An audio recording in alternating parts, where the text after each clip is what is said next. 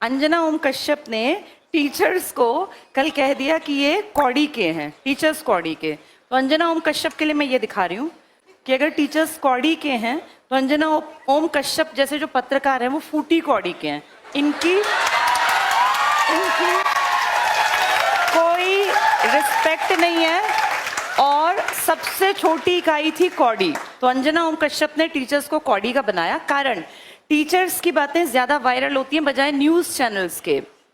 और क्या कहा उन्होंने कि टीचर्स वैसे ही आ जाते हैं, कुछ भी बोल देते हैं। तो बेटा मैं तुम्हें बता दूं, अगर कोई टीचर आके किसी सोशल मीडिया, मैं एक टीचर हूं, मैं 100% श्योर हूं कोई टीचर बिना किसी भी जानकारी के एकदम आके नहीं बोलता।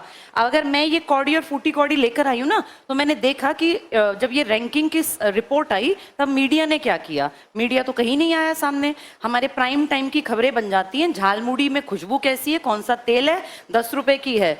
और मैं देख रही थी अंजना ओम कश्यप के कारनामों में, तो उन्होंने बांग्लादेश के एक भैंसे की तुलना डोनाल्ड ट्रंप से की थी कि वो भैंसा, उस भैंसे को डोनाल्ड ट्रंप नाम दिया गया, इसलिए किसी ने उसको खरीद लिया ताकि उसको काटा ना जाए। क्या लेवल है हमारी पत्रकारिता का। और अंजना ओम कश्यप ना सबसे हाईली पेड इनमें आती हैं, जो ये होते हैं क्या बोलते हैं इनको, जर्नलिस्ट। कितनी बड़ी नेगेटिव एक खबर बनी थी जब व्लादिमीर पुतिन सामने बैठे थे और दो ये महिलाएं, हमारी सो कॉल्ड सबसे बड़ी पत्रकार, जो इनकी बॉडी लैंग्वेज थी, जिस तरीके से ये बैठी थी, बोलना नहीं चाहिए लेकिन वो बेहद नेगेटिव, उसको सुन लेना, देख लेना। ये कहा गया था कि कम से कम जब सामने इतने बड़े पद का आदमी बैठा हो, दुनिया में रशिया कितनी बड़ी कंट्री है, और उसके सामने जब तुम बैठी हो, उसकी पोजीशन देखो बैठने की और अपना तरीका देखो। ये कोई नॉर्मल लीडर नहीं था कि मुंह उठा के उसके सामने बैठ गई हैं, जिनको बैठने तक की इतनी समझ नहीं है कि वर्ल्ड लेवल के लीडर के सामने बैठा कैसे जाता है। वो कंपेयर कर रही हैं कि टीचर्स की जो औकात है वो कौड़ी की है और टीचर्स कुछ भी बोल देते हैं। और कह रही हैं शिक्षक और टीचर में अंतर होता है। फिर कह रही हैं कि स्कूल कॉलेज में बच्चे नहीं जाते, वो कहते हैं कोचिंग की तरफ चलो। तो भाई तुम स्कूलों में जो कमियां हैं उन पे काम क्यों नहीं करवाते। सरकार तुम्हारी अगर सुनती है, क्या हम सब नहीं जानते स्कूलों में टीचर्स की भर्ती नहीं होती। कितने स्कूल्स हैं जो 10वीं के बाद साइंस स्ट्रीम पढ़ाते ही नहीं है। गाँव का कोई लड़का लड़की पढ़ना भी चाहे ना तो वहाँ स्ट्रीम ही नहीं है, उसके लिए शहर जाना पड़ेगा। इतना किराया कौन देगा। बेटियों की सेफ्टी सिक्योरिटी भी तो मैटर करती है।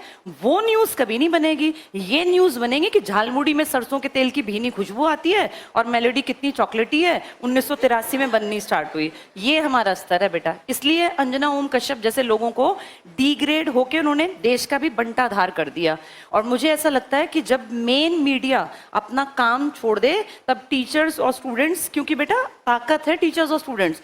जब स्टूडेंट्स को उन्होंने ये कहा बेरोजगारों क्योंकि ये कॉकरोच हैं, तो देखो सब टीचर्स ने इसके खिलाफ आवाज उठाई और कितनी जल्दी ये न्यूज वायरल हो गई, कितनी मिलियंस में। इतनी बातें इन मीडिया वालों की नहीं चलती जितनी अब स्टूडेंट्स अगर चाहें तो टीचर्स को। और तुम्हें क्या लगता है बच्चे पागल हैं, जैसे मीडिया सोचती है बच्चे पागल हैं? कोई पागल नहीं है बेटा।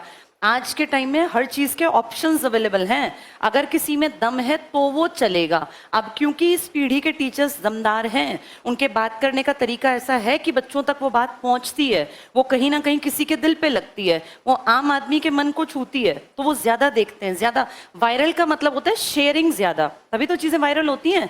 किसी को अगर वो बातें अच्छी लग रही हैं तो उनको ये बात बुरी लगने लग गई कि टीचर्स आजकल करते क्या है कि बस अपना पैसा छाप रहे हैं। और टीचर्स उनको वो अच्छे लगते थे जो टूटी साइकिल पे चलते थे। जब टीचर्स पैसा कमाने लग गए, हक की बात करने लग गए, बराबरी की बात करने लग गए, या बच्चों के मुद्दों को सीजेआई की गलती भी पकड़ने लग गए, तो टीचर्स खराब हो गए। तो ये हमें देखना पड़ेगा हमको, जो हम टीचर्स और स्टूडेंट्स हैं, कि अब जब राजनीति अपने सबसे खराब एक उस पर आ गई है ना कि भाई कुछ भी हो रहा है किसी को फर्क ही नहीं पड़ रहा। पेपर लीक हुआ एक बार तो क्या संभल नहीं जाना चाहिए? बार बार गलती, बार बार गलती। 12वीं के उस बच्चे ने अपना पेपर रीचेकिंग के लिए भेजा तो उसमें गलती। यानी ना तो स्कूल में बच्चे सेफ रह गए, ना कॉलेजेस के एग्जाम्स में बच्चे सेफ फील करते। कॉम्पिटिटिव वर्ल्ड का तो बिल्कुल बंटाधार करा रखा है, नीट की हालत, बाकी एग्जाम्स की हालत। तो इस पूरे टाइम में अब ये भी कह रहे हैं कि अब एक ऑप्शन ये भी बता रहे हैं ना कि हमारी फौज जो है वो पेपर में, ये हालत है कि पेपर लीक करने से बचाने के लिए भारतीय फौज तैनात की जाएगी। जब इस खबर को विदेशी सुनेंगे तो हमारे ऊपर हंसेंगे वो कि हमारे देश में इतना भ्रष्टाचार है कि नीचे के लेवल के लोग तो उसको रोक ही नहीं पा रहे, और ना ही कोई यहाँ इस्तीफा देता, ना ही कोई जिम्मेदारी लेता। डेमोक्रेसी में एक चीज होती है कलेक्टिव रिस्पॉन्सिबिलिटी। मैंने तुम्हें कितनी बार पढ़ाया, सामूहिक उत्तरदायित्व। यहाँ एक की गलती सबकी गलती मानी जानी चाहिए।